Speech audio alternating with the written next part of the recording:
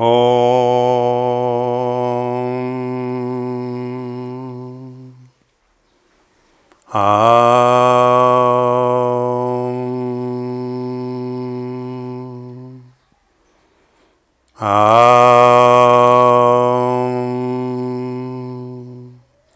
ओम अन्यथा शरणं नास्ति त्वमेव शरणं मम तस्मात् कारुण्यभावेन रक्ष रक्षेसि सत्य साईश्वर।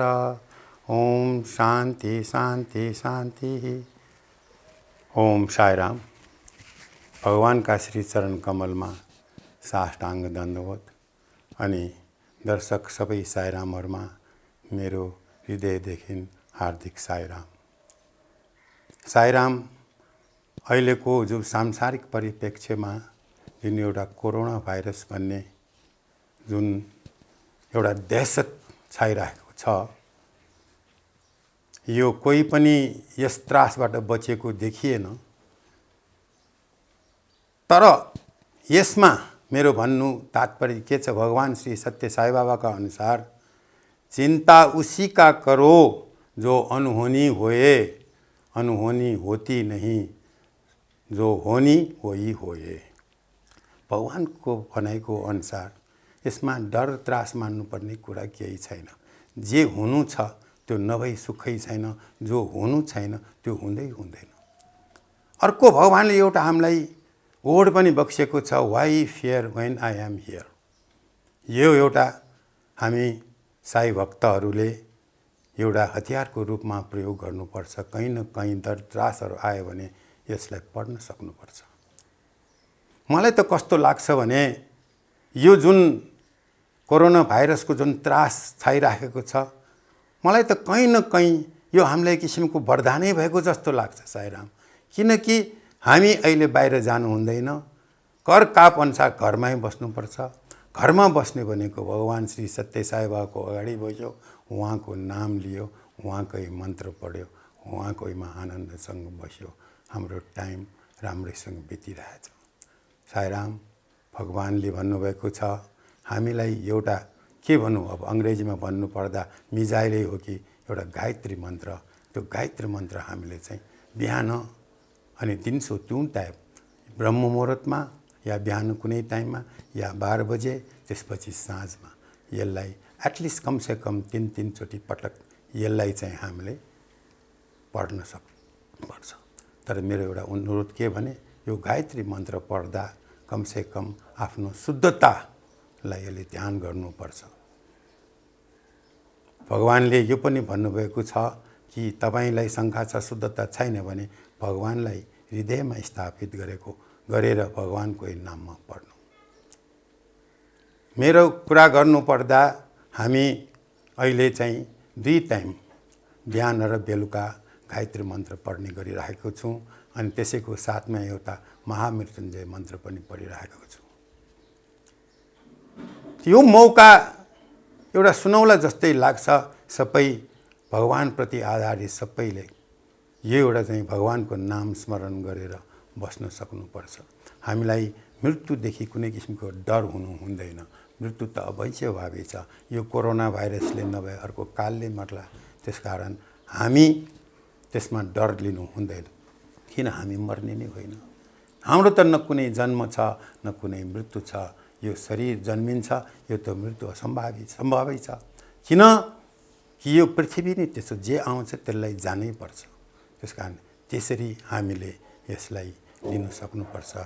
भगवानसँग प्रार्थना गरौँ छिट्टै यो कोरोना भाइरसको त्रासबाट हामी मुक्त हौँ। जय साईराम। अब अहिले आउँछ कि म कसरी भगवान श्री सत्य साई बाबामा जोडेँ भन्ने कुरा आउँछ। खासै भन्नुपर्दा मलाई पनि थाहा छैन कसो किसो भन्ने कुरा। 56 वर्षसम्म म यो भौतिक दुनियाँमा भौतारिरहेको थिएँ। आनन्द जीवन थियो, खायो लायो बस्यो सुत्यो, त्यस्तो किसिमको भानै थिएन कि यो भगवानको नाम लिनुपर्छ यस्तो उस्तो भन्ने कुरा। यो भगवानको नामलाई हामी नेपाली सबैले मन्दिर देख्दा यसरी ढोक्ने चलन थियो, त्यति हो। त्यो विशेष रूपले हामीले भगवानको महिमा बुझ्न सकिरहेको थिएन। तर भगवानको कृपै मान्छु म। एक दिन यस्तो घटना घट्यो मेरो जीवनमा, असह्य कल्पनै गर्न नसकिने घटना घट्यो प्रभु। मेरो छोरा 24 वर्षको उमेरमा पेटको क्यान्सर भयो। डाक्टरबाट 3 महिनाभन्दा यसको जीवन छैन भन्ने कुराहरू भयो। त्यसपछि के गर्ने, कहाँ जाउँ, कसो भएँ, केही दिमागले काम गर्न छोड्यो। काम मात्रै गएन, थाहा छैन। यो चिनो देखाउने, भगवानको मन्दिर जाने, कहाँ कहाँ जाने, संसार गरे। तर 10 महिनासम्म थियो। तर मेरो छोरा त्यो जसले गुरु बनेर मलाई आध्यात्मिक शिक्षा सिकाएर गयो, मर्नुभन्दा 1 महिना अगाडि सारा अन्न जल त्यागेर उसले श्वासको प्रश्वासको जुन साधना गर्यो त्यो अविस्मरणीय रहेछ। उसले मृत्युको टाइममा 9 बजेर केही मिनेटमा उहाँको मृत्यु भएको थियो। उहाँले भन्यो, पापा म उठ्न चाहन्छु भने उठ्यो। उठेर 2 हात माथि राखेर नमस्कार गर्यो। यो नमस्कार गरेको कोण मैले हेरेँ, ईशान कोणमा, पूर्वोत्तर कोणमा। अनि हामी त सबै चिन्तक भएँ, किन नमस्कार गर्छ? कोही त व्यक्ति त्यस्तो छैन जसलाई नमस्कार गर्नुपर्ने। तर पछि बुझेँ उसको नमस्कारको मतलब त अर्कै रहेछ। प्राण त्याग्यो। त्यो प्राण त्यो बेलामा एउटा स्वामीजी पनि हुनुहुन्थ्यो। अनि उहाँले प्राण छोड्न सार स्वामीजी दौडेर माथि गयो। माथि गएर उत्तरतिर हेरेर हात यसो यसो यसो गर्यो। किन गर्यो? म पनि पछाडि थिएँ। स्वामीजी के हो भने, हे चिन्ता लिनु पर्दैन, उसको तर्यो, ठाउँमा पुग्यो। अब तपाईँहरूको जुन लोकाचारको लागि गर्नुपर्ने जुन सिस्टम छ तपाईँहरू गर्नु, उसैको लागि हो भने के पनि गर्नु पर्दैन। अब छोराको मृत्यु भयो। अब मृत्यु त हुन्छ भने थाहा थियो। अब दुःख थियो या थिएन भन्ने कुरा त के वर्णन गर्ने, दुःख थियो। तर त्यही पनि त्यति कष्ट चाहिँ भएन मलाई। मलाई एउटा जिज्ञासा भयो, त्यसले कसरी नमस्कार गर्यो, के गरेको? त्यो बुद्धा बुद्धा बुद्धा बुद्धा जाँदा जुन ईशान कोणमा उसले नमस्कार गरेर जुन आह्वान गर्यो, त्यो यमराज भगवान आफै आउनुभएको रहेछ। उसलाई त्यही भगवानले आफैले लगेको भन्ने कुरा, अप्रमाण भन्ने कुरा त दिने कुरा आउँदैन। तर धेरै धेरै विद्वत वर्गहरूसँग धेरै ठाउँमा सोद्धा यही प्रमाणित भयो। बहुत खुसी लाग्यो। मर्नु त सबैलाई छ, त्यो किसिमबाट मर्नु भनेको एउटा वरदानै हो। त्यसपछि म भगवान श्री सत्य साई बाबासँग आबद्ध भइयो। अलिकति पानीको सेवा गर्ने भन्ने कुरा इच्छा उठ्यो। त्यो पानीको सेवा गर्ने कहाँ गर्ने भनेर गर्दा गर्दा एउटा साईरामले पाटनमा यस्तो अध्यक्षजी हुनुहुन्छ राजबहादुर गुरुङजी, उहाँलाई भेट्न जानु 8 बजे भन्नुभयो। हामी 8 बजे गएर भेटेँ राजबहादुर गुरुङलाई। के हो भने यसो पानी खाम यस्तो दिएँ। अनि के तपाईँहरू कुनै संस्थामा आबद्ध हुनुहुन्छ? छैन। ल उसो भए तपाईँ यहीँ सदस्य हुनुपर्छ। तपाईँको को छ भन्ने, हामी हस्बेन्ड एन्ड वाइफ अनि छोरी छ, तिनैजनाको नाम मैले सदस्य गराइदिएँ भने त्यो मैले बुझेकै थिइनँ। किन गराए, कसो गराए, के पनि बुझेकै थिएन। तर होइन हुनुपर्छ भनेर भइयो। त्यसको लागि म राजबहादुर गुरुङ साईरामलाई सहस्र धन्यवाद दिन चाहन्छु। जब भगवानसँग आबद्ध भयो, भगवानको बारे बुझ्नु मन लाग्यो। यताउता कुरा गर्दै गर्दै गएँ। कसैले न सत्यम शिवम सुन्दरम भन्ने 1 पाठ 2 पाठ 3 पाठको किताब निस्केको छ, त्यो किताब किनेर पढ्नु भन्नुभयो। साईराम त्यो किताब लिएर आएँ। त्यो किताब फर्स्ट पार्टको किताब पढ्दा 70 नम्बरको पेजसम्म पुगेपछि मैले भगवानसँग क्षमा मागेँ। प्रभु, मैले खोजेको यो होइन, यो त सबै चमत्कार छ प्रभु। मलाई चमत्कार होइन, मलाई त साक्षात्कार चाहिन्छ प्रभु। किनकि प्रभुको चमत्कारबाट त म परिचितै छु नि। यो संसार, यो भूगोल बनेको छ, यो मनुष्यको शरीर बनेको छ, यो कुनै चमत्कार भन्न कम छ र प्रभु। त्यसकारण प्रभु मलाई अरू कुनै किसिमको बाटो देखाइदिनु पर्यो भन्दा त बाहिनी किताबहरूको दिमागमा आयो कि बाहिनी किताब कसैले बाहिनी लिनु भन्यो। जाँदा त्यो पुस्तकालयमा त्यो जुन बुक सपमा गएर मैले 4-5वटा प्रश्न उत्तर बाहिनी, भागवत बाहिनी, गीता बाहिनी, ज्ञान बाहिनी, प्रेम बाहिनी, विद्या बाहिनी, यस्तै बाहिनी पढेँ। अनि त्यो ज्ञान बाहिनी हातमा पऱ्यो। सानो छ यो, सानो पढ्यो सजिलो होला यो, किनभने मलाई किताब पढ्न अलिकति झ्याउ लाग्थ्यो सायराम, किन म पढ्ने अलिक कम पढ्थेँ। त्यो पढ्दा 11औं अध्यायमा जुन त्यो ज्ञानको कुरा आयो, त्यो पराकाष्ठ आनन्द आयो। एक ठाउँमा अहम ब्रह्मास्मि भन्नेको एउटा कोलम त्यसमा देखेँ। त्यो अहम ब्रह्मास्मि भन्नेको त अजबको साधना मैले सुनि पनि राखेको थिएँ यो सत्सङ्गीहरूबाट। तर भगवान्ले त्यहाँ एउटा भने, के भनेको तिमीलाई, जबसम्म अहम हुन्छ त्यहाँ ब्रह्म कहाँबाट आउँछ? बाबा त्यहाँबाट दिमागमा ह्यामरिङ भयो। हो त नि, अहम आएपछि त ब्रह्म हुनै सक्दैन, यो त ब्रह्मै ब्रह्म हो। त्यसपछि यसमा इन्ट्रेस्ट गरेर खुब खोज तलास गरेँ, बडे सन्तहरूसँग सङ्गत गरेँ, सत्सङ्ग गएँ। गर्दा गर्दा भगवान्का अर्को किताब एउटा कैवल्य के भन्ने किताब हेरेँ। त्यसमा एउटा संस्कृत भगवान्ले धेरै कम बोली बक्सिने रहेछ। एक ठाउँमा एउटा मन्त्र भेटेँ, न कर्मणा न प्रजया धनेन त्यागेन एकेन अमृत तत्त्व मान्सु। कालो बोल्डमा लेखेको रहेछ। मलाई दिमागमा आयो पक्कै इम्पोर्टेन्ट हुनुपर्छ, किन संस्कृतको कुनै ज्ञान थिएन सायराम। मैले खोज तलास गर्ने के भनेको भन्दा मैले बुझेँ, तिम्रा कुनै पनि कर्मले, तिम्रो बल प्रतिष्ठाले न तिम्रो धनले मलाई प्राप्त गर्न सक्छ। मलाई प्राप्त गर्नलाई त्याग चाहिन्छ, त्याग। अब यहाँ कन्फ्युजन चाहिँ के हो त्याग भनेको? धनको त्याग हो कि, घरको त्याग हो कि, समाजको त्याग हो कि? एउटा अहमको त्यागको कुरा आयो। त्यहाँबाट मैले आफ्नो साधना स्वरूप किताबहरू विभिन्न किसिमका, यो तपाईँको उपनिषद, गीता पढ्दा एक ठाउँमा गीतामा भगवान् श्री कृष्णले भन्नुभएको, किनकि बिना साधना भगवान् प्राप्त हुँदैन भन्ने कुराहरू व्यापक थियो। अब साधना के गर्ने आफूलाई थाहा छैन। अब ध्यान गर्न सक्दैन, गाह्रो छ। किन यो मन यस्तो चञ्चल छ कि यो नियन्त्रणमा आउँदैन। जबसम्म नियन्त्रणमा आउँदैन तबसम्म ध्यानै हुन सक्दैन। किनकि निर्विषय मन ध्यान भनेको छ। अब विषय नभएको मन कहिले पाउने हजुर? यो संसारै यस्तो छ कि सक्दैन प्रभु भनेर मैले खोज तलास गर्दा एक ठाउँमा भगवान्ले भन्नुभएको रहेछ, उत्तमा सहज साधना, मध्यमा धारणा ध्यान समाधि, कनिष्ठ शास्त्र चिन्तन छ, तीर्थातम अधमा। मैले सरस्वती यसो बुझ्दाखेरि आहा, सहज साधना भनेको त आफ्नो स्वरूपमा बस्ने हुनु पनि हो सायराम। बुझ्दा त हामी कुनै किसिमको साधना गर्नुपर्ने मान्छे होइन।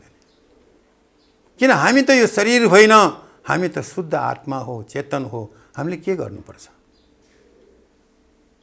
यस विषयमा धेरै चिन्तनहरू गरेँ। अब आफ्नो स्वरूप त हामी भन्ने गर्छौँ, त्यसलाई कसरी थाहा पाउने? यो लास्ट 2 वर्ष अगाडिको कुरा हो। पुट्टपर्ती जाँदा त्यहाँ न्युजिल्यान्डको सायरामहरूले मनाउने रहेछ त्यो क्रिसमस। त्यहाँ एउटा 2टा प्रवर्ब पाएको थिएँ मैले, if not now when, if not you who. ओहो, यो त गजब भयो बा। ए भगवान्ले इफ नट नाउ वेन भनेको के? अहिले होइन भने कहिले भनेको? अब तुरुन्त बुझ्न त अति गाह्रोको कुरा हो। के हो भन्न खोजेको? बुझ्दा मलाई लाग्यो अहिले होइन भने किन भनेको? यो मनुष्य शरीर भएको बेलामा तिमीले भगवत तत्त्व प्राप्त गर्न सक्दैनौ भने अहिले कहिले गर्न सक्छौ? त्यसमा शास्त्रहरूमा पनि लेखेको थियो, मनुष्यको जीवन त मनुष्यको योनि भन्दा अरू कुनै योनि नै छैन जसबाट भगवत प्राप्त गर्न सक्छ। यस्तो पनि बुझियो देवताहरू पनि लालायत हुन्छ अरे यो पृथ्वी लोकमा आएर भगवान् मनुष्यको शरीर लिनेलाई। त्यस कारण पो भगवान्ले भन्नुभएको रहेछ, इफ नट नाउ वेन। अब स्वरूपको जब कुरा आउँछ अनि त्यसपछि तपाईँको अर्को चाहिँ इफ नट यु हु भन्ने पनि रहेछ। अब तपाईँ यो होइन भने तिमी को भन्ने कुरा, त्यो हो मुख्य साधना गर्नुपर्ने हामीले। जबसम्म यो साधनामा हामी सफल हुने, यो गाह्रो छ, परन्तु लिएर जानुपर्छ। ठिक छ त, अहिले नभए अर्को जन्ममा होला, अर्को जन्म भए अर्को जन्ममा होला, अर्को जन्ममा हामी त पर्खिन तयार छौँ नि। तर साधना हाम्रो परन्तु भएरै जानुपर्छ। हामी अक्सर गरेर यो शरीरलाई आफू भन्न ठान्छौँ, शरीर त आफ्नो होइन रहेछ नि। किन एक ठाउँमा उल्लेख गरेको पाएँ, हामी त दृष्टा र दृश्य त भिन्न हुन्छ। दृश्यभन्दा अलग दृष्टा हुन्छ। यो शरीर त दृश्य पो रहेछ। यसरी हामीले हात हेर्दाखेरि यो मेरो हात भन्छौँ, त्यो मेरो म कसरी हुन्छ? त्यसै भन्दा यो शरीर मेरो होइन भन्ने कुरा बुझिँदो रहेछ। यहाँ शरीरको अवस्था छ, जागृत, स्वप्न, सुसुप्ति, शरीरको बनावटको कुरा छ। त्यो पनि पत्ता लगाउँदै हुनु पनि हो। एक ठाउँमा भेटियो, यो शरीर कसरी मेरो हुन्छ, कसरी हुन सक्छ? किनकि प्रकृतिबाट बुद्धि बन्यो, बुद्धिबाट अहङ्कार बन्यो, अहङ्कारबाट आकाश बन्यो, आकाशबाट वायु बन्यो, वायुबाट अग्नि बन्यो, अग्निबाट जल बन्यो, जलबाट पृथ्वी बन्यो, पृथ्वीबाट अन्न बन्यो, अन्न खायो रस भयो, रस खाएर रक्त भयो, रक्तबाट बोसो भयो, बोसोबाट हड्डी भयो, हड्डीबाट मासी बन्यो, मासीबाट यानि कि वीर्य बन्यो। त्यो वीर्य पुरुषको वीर्य र नारीको रजबाट बनेको शरीर रहेछ। हामी भन्छौँ म कसरी बन्यो, हाम्रो यसमा के छ? फेरि उल्टा गरेर गयो भने भन्दा जान्दा प्रकृतिबाट त्यही प्रभुको पाउने रहेछ। त्यसकारण साईराम, हामीले यो चिज चाहिँ बुझ्नुपर्छ, हामी यो शरीर होइनौँ। किन? हामी यदि यो शरीर भइदिएको भएदेखि हामीले भनेको कुरा त यो शरीरले मान्नु पर्दैन रहेछ, तर मान्दो रहेछ। हामीले नचाहेको चिज हुने, चाहेको चिज नहुने। त्यसकारण यसले पनि वृत्तान्त देखाउँछ कि हामी यो शरीर होइन, तर शरीर प्रकृतिको हो। त्यो प्रकृतिको लागि हामी कर्महरू पनि गर्नुपर्छ। भगवान श्री सत्य साई बाबाको जुन सङ्गठनमा आबद्ध भयो, त्यो आबद्धमा भगवान श्री सत्य साई बाबाले एउटा सङ्गठन दिनु, सेवा सङ्गठन, आध्यात्मिक सेवा सङ्गठन। शास्त्रहरूमा पनि पढेको थिएँ, कर्मभन्दा त तेरो ठुलो छँदै छैन। त्यसकारण यो सेवा, अब सेवा हुने रहेछ, सेवाबाट चित्त शुद्धि हुने रहेछ, चित्त शुद्धि भएपछि मन शुद्धि हुने रहेछ। जबसम्म चित्त शुद्ध हुँदैन तबसम्म चिन्तन हुँदैन, जबसम्म चिन्तन हुँदैन तबसम्म भगवान पाउँदैन। त्यसकारण हामीले कर्मबाट, कर्ममा तीनवटा निषेध गरिएको छ। कर्म फलको आशा, कर्म आसक्ति अनि कर्तापनको अनुभव, यो तीनवटालाई हामीले निषेध गरेर कर्म गर्नुपर्छ। कर्म नगरी हुँदैन। हामी कर्मयोगी हो। बिना कर्म बिना हाम्रो कल्याण छैन। त्यसकारण कर्म गर्दा, अब सेवा गर्दा हामीमा एउटा त्यो कबीरदासको दोहा याद आयो, जो मेरा जो कुछ मुझमें है वो सब कुछ तेरा, कुछ नहीं मेरा, तेरा तुझको सौंप दूँ क्या लागे मेरा। यो हुनु पनि हो। हामीले कसैलाई दान दियौँ, त्यो मेरो कहाँबाट भयो, हामीले के लिएर आएको थियौँ, त्यो बुझ्नु पर्यो। नाङ्गाई आएको, हात खाली थियो, जान्दाखेरि हात खाली लिएर जानुपर्छ। त्यसकारण हामीले त्यो भावले, नारायणको भावले, एउटा नारायणले अर्को नारायणलाई गरेको सेवा अनुरूपको मैले गरेको भन्ने कुरा भावनाहरू हुनु भएन सायद। कर्म भागवतमा पनि जब उद्धवले श्री कृष्णलाई सोध्यो, प्रभु तपाईलाई प्राप्त गर्नको लागि के छ उपाय भन्दाखेरि तिनवटा मार्ग छ। एउटा कर्मयोगको मार्ग, एउटा भक्तियोगको मार्ग, एउटा ज्ञानयोगको मार्ग। त्यसकारण भगवान श्री सत्य साई बाबाले जुन कर्मको मार्ग दिनुभएको छ, त्योभन्दा उत्तम मार्ग मलाई पनि लागेको छैन। किन यसैबाट यो कर्म गर्दा गर्दै चित्त शुद्धि हुन्छ, सेवा गर्दा गर्दै भेदभाव हुँदैन। जब एकै समान हुन्छ तब हाम्रो त्यो मनमा जो भक्तिको भाव, प्रभुप्रतिको आस्था त्यो जाग्छ। तपाईको कर्म, भक्ति, ज्ञान, हामीले अब मानिसहरूले भन्छ कर्म ठुलो, भक्ति ठुलो, ज्ञान ठुलो।